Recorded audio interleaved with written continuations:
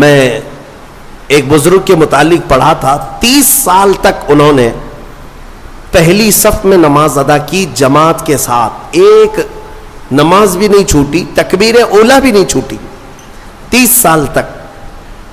توجہ چاہتا ہوں، 30 سال تک ایک نماز میں ایک جماعت نہیں چھوٹی اور پہلی تکبیر بھی نہیں چھوٹی، پہلی صف میں کھڑے رہتے تھے.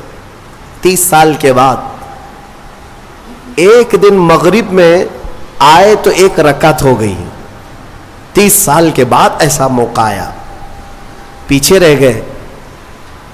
تو پھر جب آئے دیکھا کہ صفیں تو لگ گئی ہیں، پیچھے جگہ مل رہی تھی، تو انہوں نے شرم کے مارے، ڈر کے مارے، سب لوگ کیا کہیں گے ابھی 30 سال سے جس کی جگہ پکی ہے آج تو ہے نہیں، چھوٹ گیا پیچھے.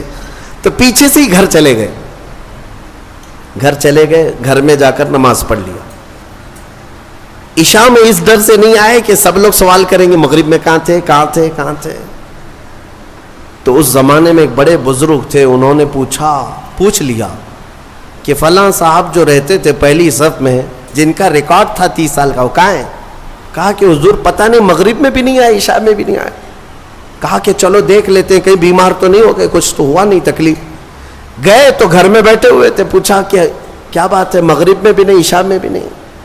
کہا مغرب میں آیا تھا لیکن ایک رکعت ہو گئی تھی، میں شرم کے مارے پہلی صف میں نہیں آیا، پہلی صف میں جگہ نہیں مل رہی تھی، شرم کے مارے میں پیچھے نہیں کھڑا ہوا کہ لوگ کیا کہیں گے، میں واپس گھر میں آ کر نماز پڑھ لیا. اس بزرگ نے ان سے کہا جو 30 سال کی عبادت کر چکے تھے، کہا کہ اے بندے جا پچھلے 30 سال کی نمازوں کو پھر سے ریپیٹ کر لے، دوہرا لے، اس لیے کہ جو تو نے نمازیں پڑھی وہ صرف اسی نیت سے پڑھی کہ لوگ کیا کہیں گے، لوگ کیا کہیں گے.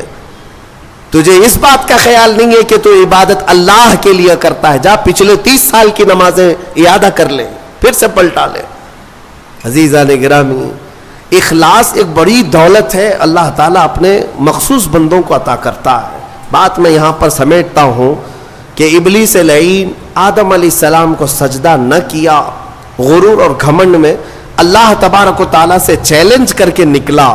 اسے اللہ نے ٹائم دیا، وقت دیا قیامت تک کا، اور وہ بہکاتا گھوم رہا ہے ابھی بھی. ہاں بس رمضان میں قید ہوا ہے، رمضان میں شیاطین کو قید کیا گیا، یہ حدیث پاک سے ثابت ہے. ابھی تو ہے نہیں، ہماری محفل میں بھی نہیں ہے اور ابھی رمضان میں کہیں ہے نہیں، لیکن پھر بھی کچھ لوگ ابھی بھی روزہ چھوڑتے ہیں. یہ کون سے شیطان ہیں؟ نماز میں نہیں آتے، پھر یہ کون ہے؟ ان کو کون سلاتا ہے؟ ان کو کون؟ شیطان کا کوئی خلیفہ ہے؟ شیطان کسی کو اپنی ڈیوٹی دے کر کے گیا ہے؟ یہاں پر نفس امارہ ہے، وہ ہر ایک کے اندر ہے. انشاءاللہ پھر آگے کبھی میں عرض کروں گا، وہ ہر انسان کے پاس ہے. جس نفس نے شیطان کو بھی گمراہ کیا تھا وہ نفس تو ہمارے پاس ہے. نفس ایک بہت ہی خطرناک چیز ہے، اسی سے لڑنے کو میرے آقا نے جہاد اکبر کہا. جو اپنے نفس کے خلاف لڑائی کرے گا وہ جہاد اکبر ہے، بڑا جہاد ہے.